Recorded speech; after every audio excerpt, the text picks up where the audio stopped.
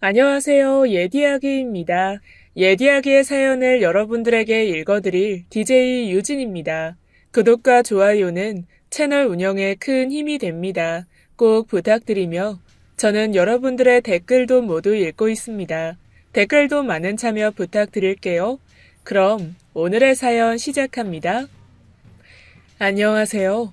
저는 올해 46세로 결혼을 일찍 하여 이미 14살이 된 딸과 13살이 된 아들을 키우고 있습니다.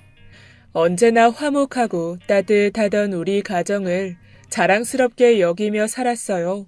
하지만 인생이 그리 순탄하게 흐르지만은 않더군요. 어느 날 찾아온 피바람 같은 일에 시댁은 풍비박산이 나고 말았죠. 이 당황스러운 이야기를 하고자 사연을 보내게 되었습니다.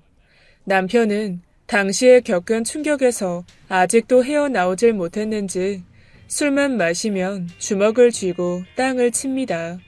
모든 것이 최대한 잘 정리되길 바라는 마음으로 우리 가족의 이야기를 시작해 볼게요. 결혼 전 시댁에 인사를 하러 온 저는 평화로워 보이는 가정에서 잘 자란 남편이 너무 좋았습니다. 시부모님께서는 찾아뵐 때마다 인자하셨고 따뜻하셨으며 특히 어머님과 아버님의 사이가 너무 좋았어요. 두 분은 서로를 존중하며 배려하는 모습을 평생 자식들에게 보여주었다는데요. 그래서인지 저희 남편도 몹시나 가정적이고 다정하답니다. 오죽했으면 손아래 시누이들이 엄마만큼만 자신들을 더 사랑해달라고 떼를 쓰곤 했으니 말이죠. 두 분의 스토리를 들어보면 정말로 한 편의 영화 같았어요. 일제시대에 의사를 하시던 시어머니의 아버지, 그니까 제 남편의 외할아버지죠. 아무튼 시어머님의 친정은 몹시도 부잣집이었다 하였습니다. 그리고 그때 그 집 머슴으로 살던 아이가 저희 아버님이었다는 것이죠. 아버님은 13살 때부터 어머님 댁에 종으로 일을 했는데 그때 고작 5살밖에 되지 않았던 어머님을 늘 업어주고 보살펴 주었다 했습니다. 그렇게 둘은 긴 시간 사랑을 했고 어머님 집안의 반대에 도망까지 갔었다고 했어요. 하지만 결국 귀한 딸을 버릴 수 없었기에 결혼을 허락했고 지금까지도 깊은 사랑을 보여주고 계셨죠. 저희가 살고 있는 아파트와 시부모님의 단독주택은 걸어서 10분 거리에 있었습니다. 그래서 주말마다 늘 찾아뵙고 온 가족이 식사를 함께 했어요. 그러던 어느 날 36살의 나이에 아직 결혼도 하지 않고 시댁에 함께 사는 둘째 아가씨가 식사 중에 이상한 말을 했어요. 아빠, 어제 목욕탕 갔다고 해서 제가 데리러 나갔는데 거기 안 계시더라고요. 대체 몇 시에 나가신 거예요? 그게 씻다 보니 어지러워서 좀 빨리 나왔다. 그래요? 근데 집에 와도 없던데?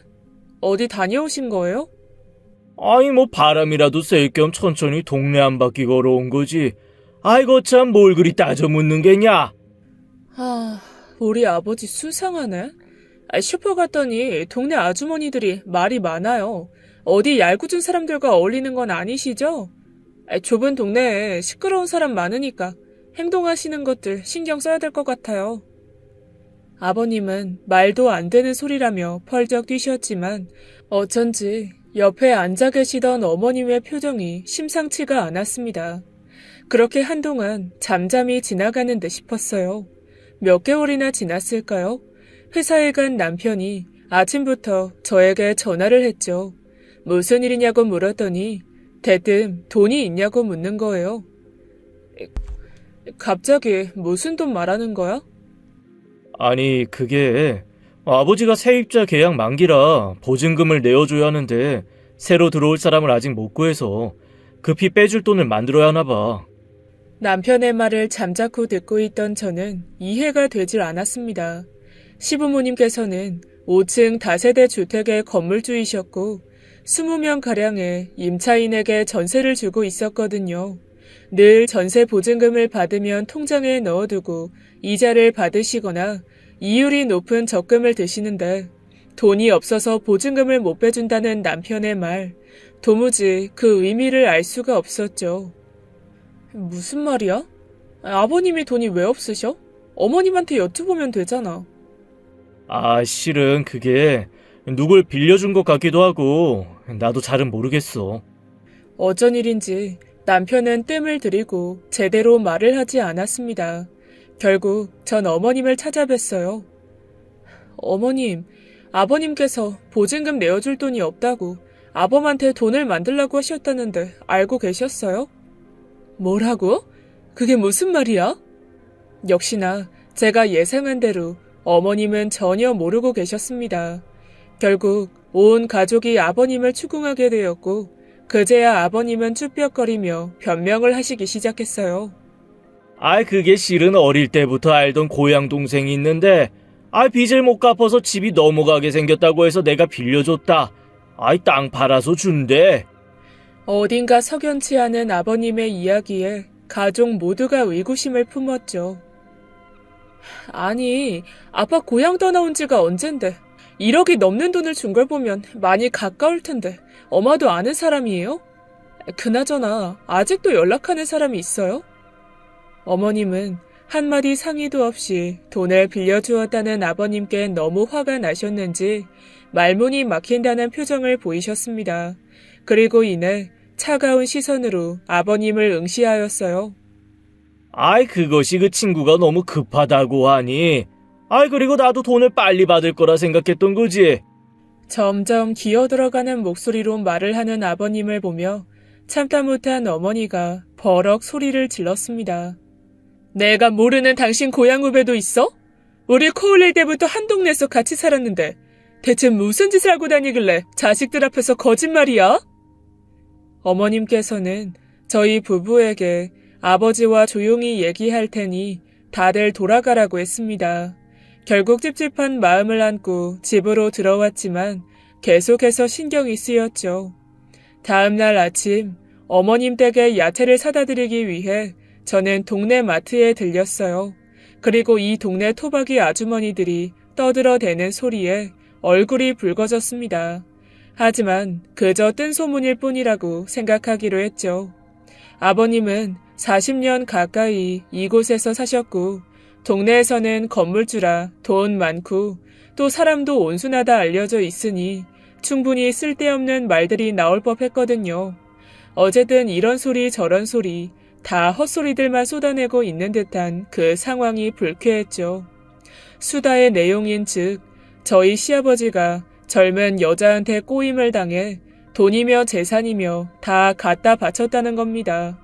그 여자는 동네를 돌아다니며 보험 가입을 시키는 여자인데 영감들에게 접근해 별짓을 다 한다고 신나게 얘기를 하더라고요.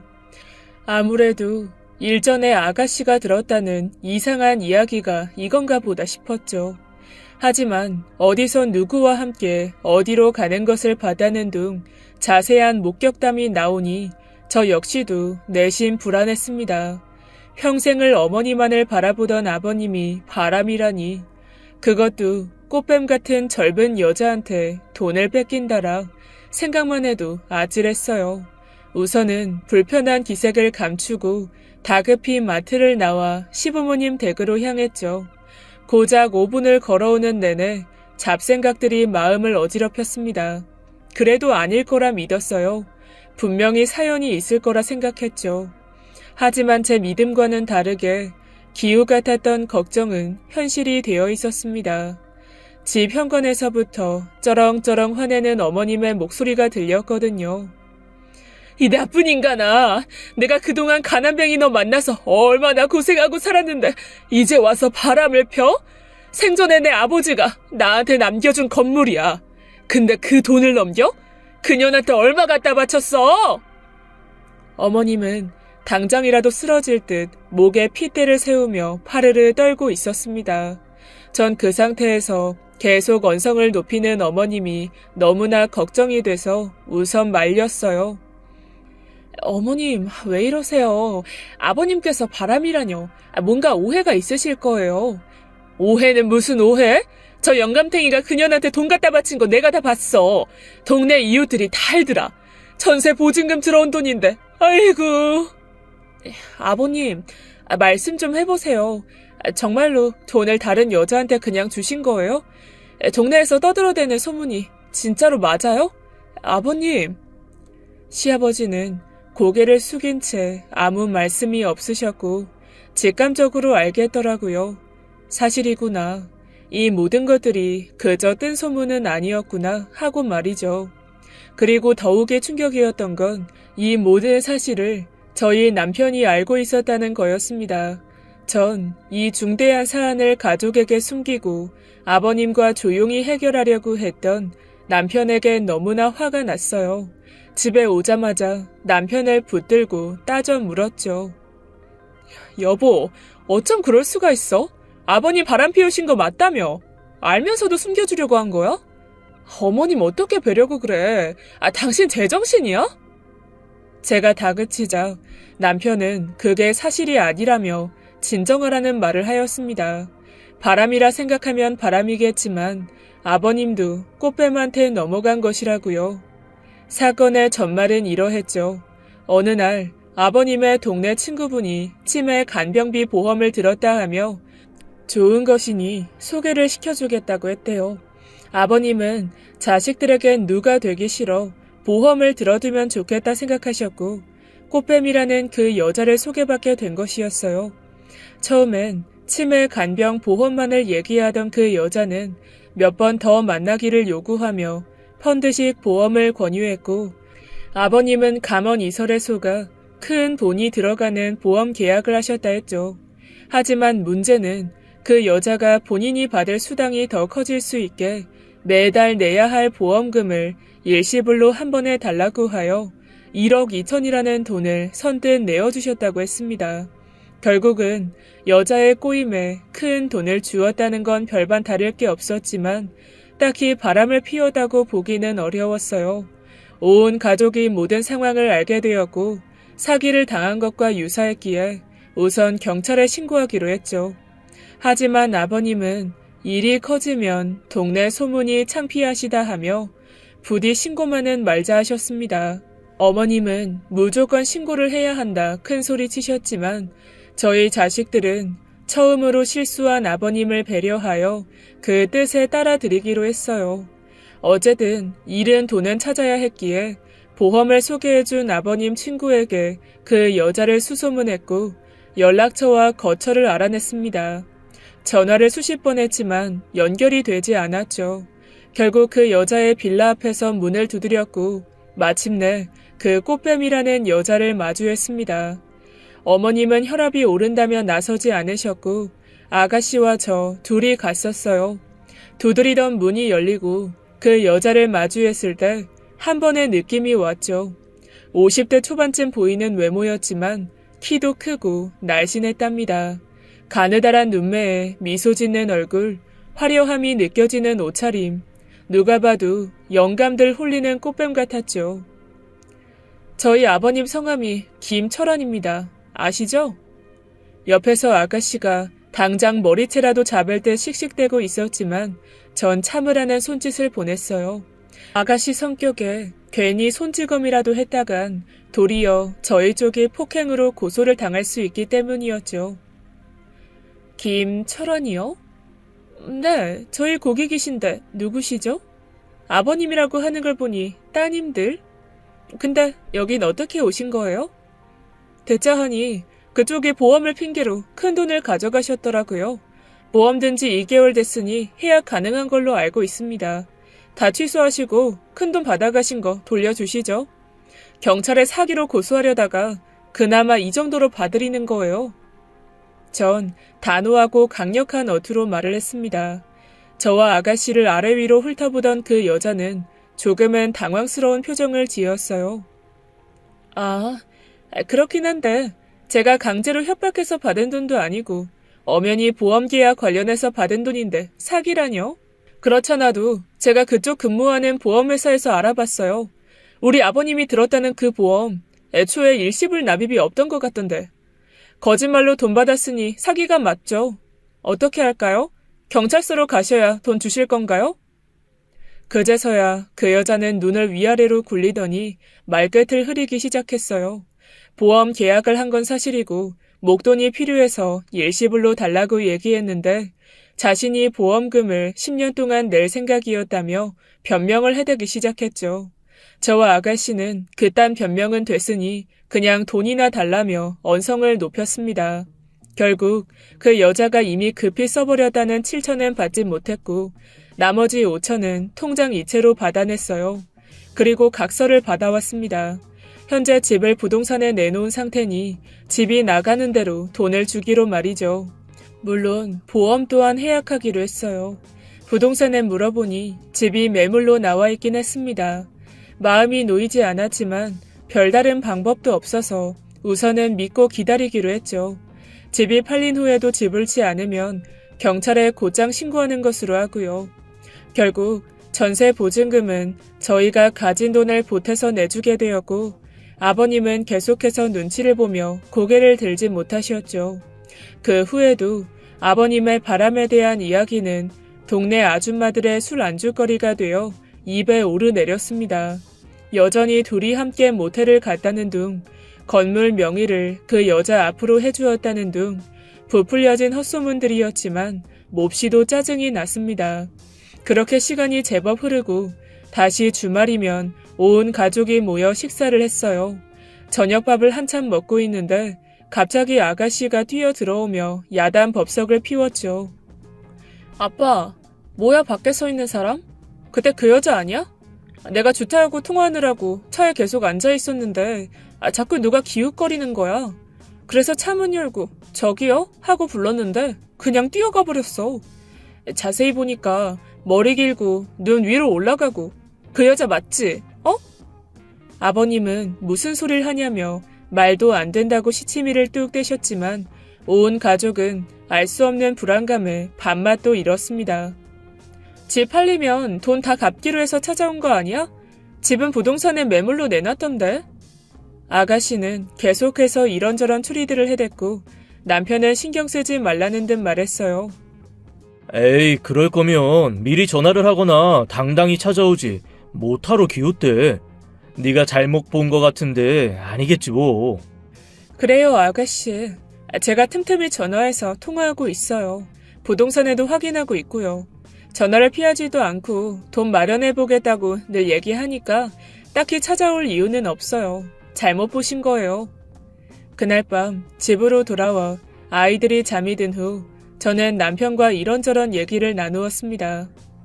그런데 그때 아버님한테 보험 소개시켜준 사람 현대슈퍼 김씨 아저씨 아니야? 맞아. 김씨 아저씨가 먼저 좋은 보험 들었다고 소개해줬대. 아니, 그 아저씨는 대체 왜 그런 꽃뱀을 아버님한테 소개해준 거야? 내가 물어봤어, 보험회사에. 김씨 아저씨는 그 보험 든 적이 없다는데? 둘이 짜고 친 거 아니야? 아무래도 수상해. 그래? 그럼 아버지 말이 정말이었던가? 아니, 지난번에 김씨 아저씨 슈퍼 장사도 잘 안 되는데 큰아들이 사고 쳐서 목돈 필요하다고 했거든. 아버지가 엄마 몰래 돈 빼돌리기 힘드니까 나한테 SOS 쳤었어. 근데 받을 수 없을 것 같은 돈을 굳이 빌려주기가 그래서 안 된다고 했지. 뭐? 아니, 왜 그 얘기를 지금 하는 거야? 당신이 그때 나한테 상의만 했어도 아버님이 그 꽃뱀한테 저리 당하게 내버려두진 않았을 거라고. 그런가? 하긴 그 아저씨가 왠지 수상하긴 해. 얼마 전에도 돈 얘기했다는 거 보면 보험 소개해주고 한몫 받기라도 했나 보지. 이제 아버지한테 가까이 하지 말라고 해야겠어. 남편과 대화를 나눈 후 동네 슈퍼 김씨 아저씨에 대한 반감은 커져만 갔습니다. 그러던 어느 날이었어요. 아이 학원 끝날 시간이라 데리러 가는 길에 웅성웅성 사람들이 모여있는 것을 보게 되었답니다. 경찰차까지 와 있는 걸 보니 무언가 심각해 보였어요. 전 상황을 확인하기 위해 인파 속으로 다가갔죠. 동네 떡집 할머니 집에 도둑이 든 모양이었습니다. 그 떡집은 오랜 전통을 자랑하며 맛집으로 소문난 곳이었어요. 그래서 사람들은 떡집 사장님을 부자 할머니라고 부르기도 했죠. 경찰은 의심 가는 사람이 있긴 있지만 물증이 없다며 좀 더 조사를 해보겠다 했어요. 그리고 모든 동네 주민들에게 각별히 문단속을 잘 하라고 지시했습니다. 지난달에도 금은방에 도둑이 들어 경찰이 출동했다고 하면서요. 전 동네에 자꾸만 도둑이 든다는 얘기에 걱정이 생겼습니다. 떡집과 금은방은 이 동네에서 나름 부자라 불리는 집들이고 저희 시댁도 입소문으로는 제법 돈이 있는 걸로 알려져 있기 때문이었죠. 더군다나 아파트도 아닌 가정주택이라 보안도 허술했습니다. 남편과 상의해 CCTV를 달아야 할 것 같았어요. 여보, 동네에 도둑든 얘기 들었어? 아무래도 걱정이 돼서. 안 그래도 떡집 아들 오는 길에 만나서 이런저런 얘기 들었어. 그 집에 CCTV가 있어서 용의자 인상착의가 대략 나온 모양이더라고. 모자에 마스크까지 써서 얼굴은 안 보이는데 체구나 걸음걸이가 낯이 익다고. 낯이 익다니? 아무래도 슈퍼집 김씨 아저씨 같다는데? 뭐? 설마. 그간 여기저기 돈 빌리고 다녀서 동네 사람들이 수군수군해. 우선 아버지한테도 웬만하면 만나지 마시라 전했어. 설마 아니겠지. 그래도 조심하시라고 일러야겠다. 그나저나 아버지 종합검진은 다녀왔어? 아직.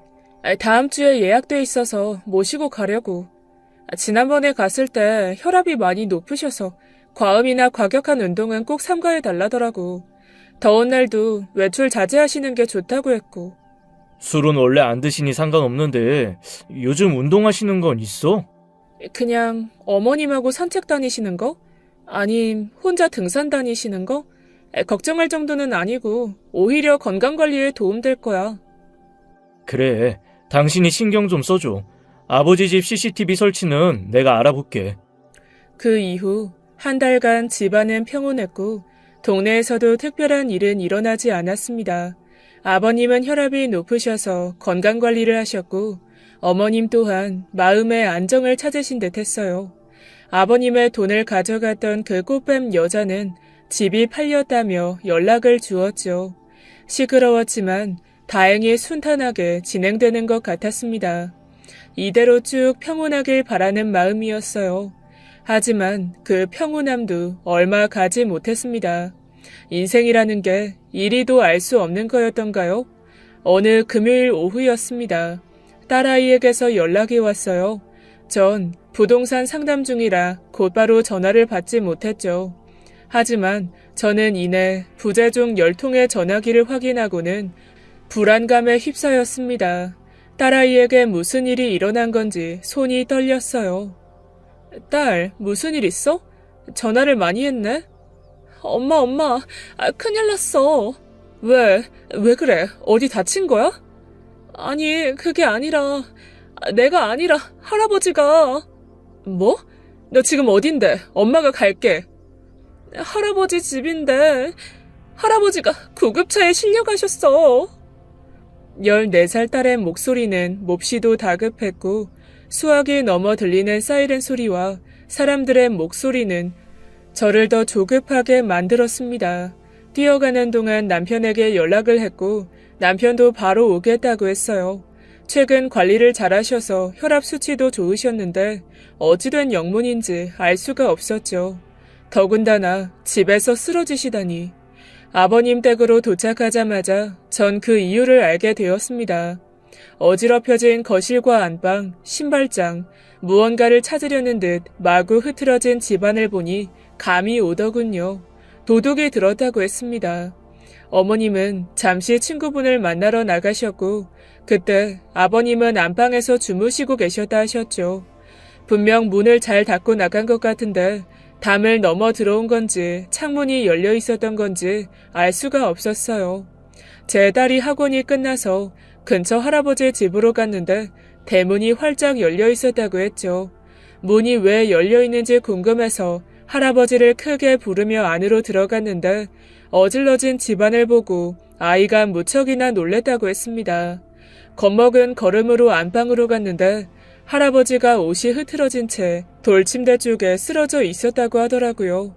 아무리 흔들어도 할아버지가 깨어나지 않자 놀란 아이는 119에 신고부터 하고 저에게 계속 전화를 걸었던 거죠.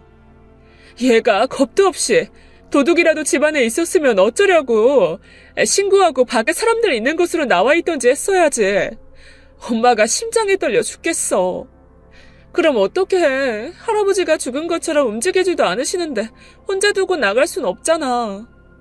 그리 아버님의 사랑을 독차지하던 첫 손주는 할아버지의 곁을 떠날 수가 없었단 말했지만 전 혹여 나쁜 일이라도 당했으면 어땠을까 간담이 서늘했습니다. 병원으로 실려간 아버님께 곧장 갔어야 했지만 경찰들이 이것저것 아이에게 물어야 한다며 함께 집에 남아 있었어요. 구급대원 말이 몸다툼이라도 한 듯 옷이 흐트러진 채로 쓰러져 계셨다고 했어요. 몸에 타박상 같은 것은 발견되지 않았다네요. 아마 신랑이 하다 한 번에 확 밀친 것 같습니다. 우선 뇌진탕이 의심되니 MRI 검사 진행 중이라 하네요. 혹시 없어진 것 없으세요? 모르겠어요. 우선 집을 좀 둘러봐야 하고 어머님께서 진정되시면 같이 살펴보겠습니다. 경찰은 요 근래에 도둑된 집들이 있는데 아직 범인을 추리지 못했다고 했습니다. 혹시 원한 관계가 있는지, 집을 스스럼 없이 드나들 수 있는 사람이 있는지 여러 가지들을 물어보았어요. 당장은 떠오르는 것이 없어서 모르겠다고 했지만 며칠 전 남편이 했던 말이 떠오르긴 했어요. 슈퍼집 김씨 아저씨 말이죠. 우선은 정확히 알지도 못하면서 사람을 몰아갈 순 없었기에 말을 아꼈습니다. 경찰은 집 앞 골목과 주변 CCTV를 모두 확인해 본다고 했어요. 단순 절도 사건이 아닌 살인미수 현장이 될 수도 있었기 때문이었죠. 경찰들이 모두 돌아가고 전 떨리는 손으로 운전대를 잡고 병원으로 향했습니다. 아버님의 상황이 좋지 않은지 시어머니와 시누이 그리고 남편까지 집으로 오다 말고 병원으로 곧장 갔더라고요. 시간이 꽤 지났지만 아버님은 여전히 의식이 없으셨습니다. 온 가족이 두 손을 모은 채 검사 결과만을 기다리고 있었죠. 저녁이 다 되어서야 의사를 만나 답을 들을 수 있었어요. 평소 혈압도 높으셨고 연세도 있으셔서 위험했습니다. 곧 의식은 찾으시겠지만 뇌졸중이 왔어요. 스스로 걸으시거나 말씀하시는 게 불가능하실 것 같습니다. 의사의 말은 청천벽력과도 같았습니다. 잠시 놀라 기절 상태라 믿었던 아버님이 뇌졸중이라니, 스스로 거동도 못하시는 상태가 되다니, 남편과 시어머니 그리고 시누이는 당황스러워 말 한마디 못했습니다. 도대체 집안에선 무슨 일이 일어나던 건지 모두가 도둑이 아닌 강도를 잡아야 한다 말했죠. 경찰들은 피해자의 상태를 확인해야 한다며 병원까지 와서 이것저것을 확인했어요. CCTV 확인은 하셨나요? 범인의 윤곽이라도 나오지 않았을까요? 노인이 저리 병원 신세를 지게 됐는데 정확히 아버님께 무슨 짓을 했는지 너무 궁금해요. 혹시 흉기라도 들고 위협한 건 아닐까요? 네? 전 흥분한 나머지 격양된 어조로 따져 물었습니다. 일단 집 바로 앞에는 CCTV가 없어서 집으로 들어가는 이동 경로를 모두 조사 중에 있습니다. 지난번 도둑이 들었던 두 곳과 비교해 동일 인물이 발견된다면 탐문 수사를 해 잡아낼 거예요. 너무 걱정 마세요. 그렇게 경찰은 돌아가고 집안은 초상집 분위기가 되었어요. 이러한 상황에 충격을 받으셨을 어머님의 건강 또한 염려가 되었죠. 다행히 어머님께서는 이럴 때일수록 정신을 차리고 앞으로의 상황을 올바로 진행시켜야 한다 하셨어요. 밥도 더 열심히 드시고 병원에서 권유하는 수액과 영양제들도 열심히 맞았습니다. 그렇게 또 일주일이 지났죠. 하루가 멀다 하고 남편은 경찰서를 찾아갔고 의심스러웠던 김씨 아저씨 이야기도 전했죠. 남편의 말에 신빙성을 느낀 경찰이 김씨 아저씨를 수사했지만 아버님이 쓰러지시던 날의 알리바이가 확실했기에 범인으로 보기 힘들다고 하였습니다. 저와 남편은 집 앞에 CCTV도 없는데 알리바이를 어떻게 믿냐고 따져댔고 경찰은 모든 가능성을 열어두고 계속해서 수사 중이라는 말뿐이었어요. 어머님은 병원에서 아버님의 병간호를 하시느라 지친 얼굴을 하고 계셨습니다. 아버님은 의식이 돌아왔고 어느 정도 움직이기는 하셨지만 스스로 식사를 하시거나 용변을 보낸 등의 일을 일체 하지 못했죠. 어머님, 그냥 간병인 쓰세요. 가족들 모두 직장 다니고 혼자서 감당하시다가 어머니까지 큰일 나겠어요. 월세 받는 걸로 충분히 한 명 쓰실 수 있잖아요. 연세도 있으신데 이렇게 하루 종일 병원에 계시는 거 애 아빠도 너무 걱정하고 있어요. 내가 이 영감탱이 이러고 누워있는데 집에 가서 잠이나 오겠니? 5살 애기 때부터 나 업고 수발 들던 사람이다. 내가 죽기 전에 영감한테 갚고 싶었던 게 있다면 평생을 나한테 맞춰주고 내 뒤치다꺼리 해준 거 그거 하나야. 내가 일이 같이 있어야 마음이 편하니 그냥 두거라. 내 몸은 내가 알아서 한다. 모르진 않았어요. 어머님과 아버님이 한평생 얼마나 사랑하며 서로를 아끼셨는지. 하지만 저리 연약한 몸으로 병원에 계시니 걱정은 더욱 커졌습니다. 이 모든 상황을 만들고 우리 가족을 망가뜨린 도둑 강도를 하루라도 빨리 잡고 싶었죠. 남편과 저는 계속해서 김씨 아저씨를 의심했어요. 하지만 강력하게 부인하셨고 부동산 사장님이 김씨 아저씨의 알리바이 증인까지 되고 있는 터라 그저 심증으로 치부될 뿐이었죠. 남편은 괴로워하며 자주 술을 마셔댔습니다. 나 때문이야. 진작에 CCTV라도 크게 달아뒀으면 이런 일 겪지도 않았을 거라고. 물론 어떤 자식인지 단번에 찾아냈을 거고 어머니마저 저리 고생하시는데 여보, 나 아버지 어머니를 앞으로 어떻게 보지? 다 내 탓인 것만 같아 너무 괴로워. 아들이라고 하나 있는 놈이 주말에 가서 밥이나 얻어먹을 줄 알았지. 노인 2분 사시는 집에 보안 하나 신경 쓰지 않고. 여보, 나 너무 괴롭다. 그게 어떻게 당신 탓이야. 도둑놈 탓이지. 아버님도 금방 다시 일어나실 거야. 평생을 자기 관리하시며 열심히 사신 분이잖아. 괜찮아, 여보. 괜찮아. 남편은 자책하며 눈물까지 보였고 저 역시 내내 마음이 무거웠어요. 그날 부동산을 가지 않고 곧장 시아버님께 갔더라면 일이 이렇게까지 되진 않을 텐데 여러모로 가슴이 아팠죠. 모든 가족이 아버지의 상태가 호전되길 기다리며 또 한 달이 흘렀지만 변하는 건 없었어요. 미친 듯 경찰서를 드나들던 남편 역시도 기운이 빠지듯 초연한 모습을 보였습니다. 그렇게 정확히 사건 경과 2달이 되던 날 담당 수사관으로부터 연락을 받았어요. 아버님이 쓰러지시던 그 시각 집안을 들어가고 나온 사람이 있다는 거였죠. 현수막을 걸고 목격자를 찾던 중 그때 집 앞에 잠시 세워두었던 자동차 주인이 블랙박스 영상을 보내주었다는 겁니다. 저희 부부는 하던 일을 멈추고 곧장 경찰서로 갔죠. 어떻게 알았는지 경찰서 앞에는 아가씨와 시어머니도 함께 와 있었어요. 엄마, 여긴 뭐하러 와요? 내가 다 알아서 할 건데. 아버지는 어쩌고. 날씨도 쌀쌀한데 몸이라도 상하면 어쩌려고. 너 빨리 엄마 모시고 들어가. 남편은 시누이에게 어머니를 다시 모시고 가라며 얘기했지만 어머님은 완강했습니다. 아니다. 듣자 하니 범인 얼굴이라도 나온 모양인데 내가 직접 봐야겠어. 네 아버지 그림 만든 놈 당장 찾아내서 가만두지 않을 거다. 하는 수 없이 온 가족이 경찰서로 들어가게 되었습니다. 경찰은 제보로 입수한 당일의 블랙박스의 영상을 틀어주겠다 했어요. 보시면 아시겠지만 여기 나와 있는 이 시각에 손녀분이 집 안으로 들어가서 어르신이 쓰러진 것 확인하셨죠. 그리고 4분 후 구급차가 도착했습니다. 그래서 앞으로 영상을 돌려보았는데 말이죠. 손녀분이 집으로 들어가기 바로 직전 웬 여자가 집 밖을 급히 뛰어나오는 모습이에요. 혹시 아는 사람입니까? 전 그 얼굴을 보자마자 온몸에 소름이 돋았습니다. 영상 속 그 사람은 제가 아는 사람이 분명했거든요. 옆에 서 있던 시누이도 저와 같은 표정을 짓고 있었어요. 영문을 모르는 남편과 시어머니는 경찰에게 앞으로 더 돌려달라고 말했습니다. 영상 속 진실은 참으로 기가 막혔죠. 여자가 배를 누르며 서 있고 시아버지가 자연스레 나와서 주위를 두리번거리더니 대문을 열더군요. 그러더니 그 여자를 안으로 들였습니다.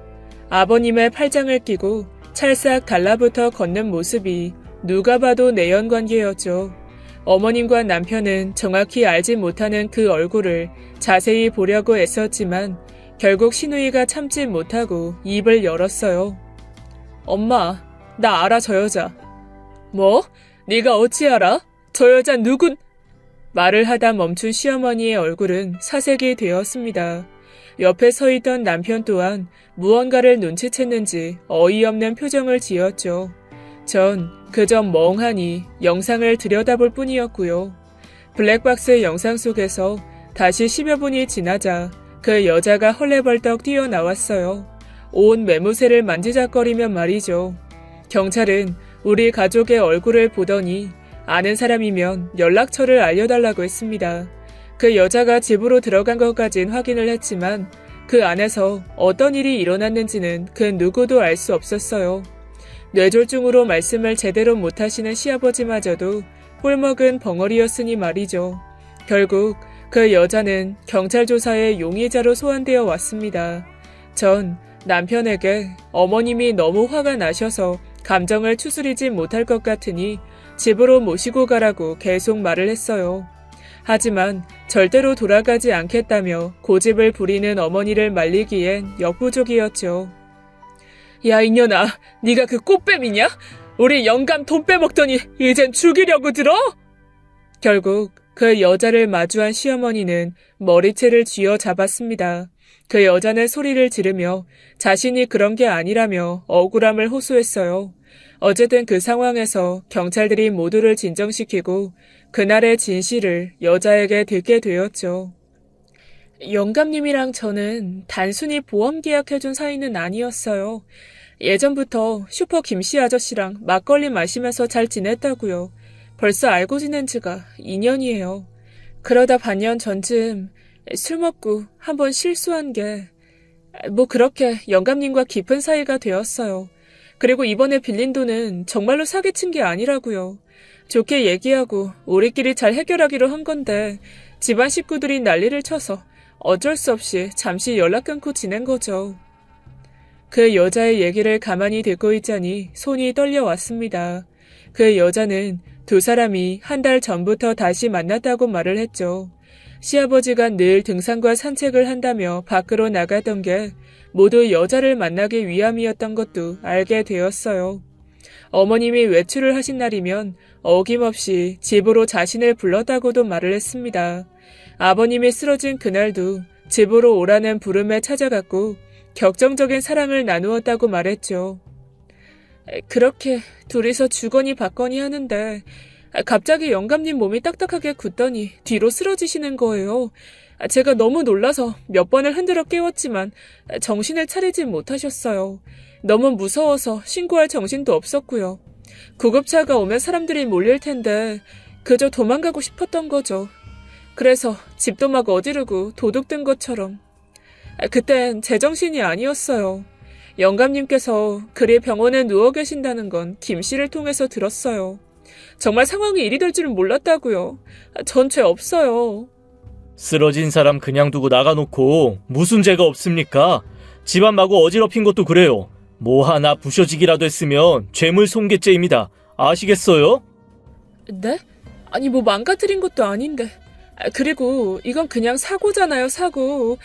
제발 선처해 주세요. 네? 한 번만 봐달라고 비는 여자를 보고 있자니 말문이 막혔어요. 도둑이 들어 몸싸움을 하다 쓰러지신 줄만 알았던 시아버지가 여자와 사랑을 나누다 그리 되셨다니. 몇 달 전 여자와의 돈 문제로 그 난리를 피운 후 잠잠하던 집안이 다시 발칵 뒤집어졌습니다. 애초에 보험을 김 씨에게 소개받았다는 말조차도 다 거짓이었던 거죠. 두 사람은 내연관계였던 거고 보험도 아버님이 그냥 계약해 준 거더군요. 어안이 벙벙했습니다. 하지만 불행은 여기서 끝나지 않았죠. 예상했던 대로 머리를 싸매고 몸져 누워있던 시어머니마저 새벽에 정신을 잃고 쓰러지셨습니다. 시아버지에 대한 배신감과 충격에 2주 가까이 실어증이 오셨어요. 아무런 말씀도 못하시고 눈물만 보이셨죠. 정말이지 이런 끔찍한 일이 제 인생에, 제 가족에게 일어나다니. 하지만 집안의 맏며느리로서 정신을 차려야만 했죠. 심각할 만큼 우울해하는 남편을 추스려 그 여자에게 민사상 손해배상 청구를 했습니다. 법적으로는 고의성이 없었고 훔쳐간 물건 또한 없었기에 처벌이 힘들다고 하길래 도의적인 것, 즉 외도를 한 상간녀 소송과 집안이 겪은 정신적인 충격과 치료비 등을 받아내야 속이 시원할 것 같았어요. 현재까지도 법적 싸움이 진행 중이고 시아버지의 뇌졸중은 차도를 보이지 않고 있습니다. 그나마 시어머니는 기력을 회복하셔서 집으로 돌아오셨지만 늘 죽고 싶다는 말을 되풀이하고 계시죠. 어서 빨리 시어머니께서 마음을 추스르고 다시 건강하게 사셨으면 좋겠어요. 그래야 남편 또한 더 힘을 낼 것 같으니 말입니다. 어쨌든 하루하루 잘 이겨내고 있는 우리 가족에게 많은 응원과 격려 부탁드립니다. 힘든 시기를 견뎌내다 보면 모든 것이 다시 원래대로 평온이 돌아올 것이라고 믿어요. 지금까지 예디야기였습니다. 끝까지 함께해주신 여러분 진심으로 감사드리며 전 내일 이 시간 다시 돌아올게요. 감사합니다.